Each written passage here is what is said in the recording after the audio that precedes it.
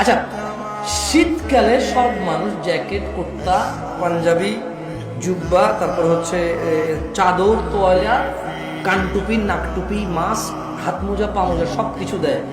কারো কাছে অত্যাচার মনে হয় না এটা। কিন্তু যখনই পর্দা করার জন্য শুধু বোরখা পড়তে বলা হয়, সবার কাছে অত্যাচার মনে হয়। শীতকালে মহিলারা সৌন্দর্য দেখাবে না কেন? ওয়াই? তখন কি ওদের স্বামীর সাথে থাকা লাগে না? তখন কি ওদের বয়ফ্রেন্ডরা ছুটি নিয়ে নেয়? তখন কি ওদের বিবাহের জন্য আসা বন্ধ হয়ে যাবে? তো তাহলে শীতকালে কেন গা ঢাকে? কারণ ঠান্ডা লাগে তাই ঢাকে। গরমকালে কেন ঢাকে না? ঠান্ডা লাগে না তাই ঢাকে না। আল্লাহ বলেছে ঢাকতে, তাই ঢাকে না।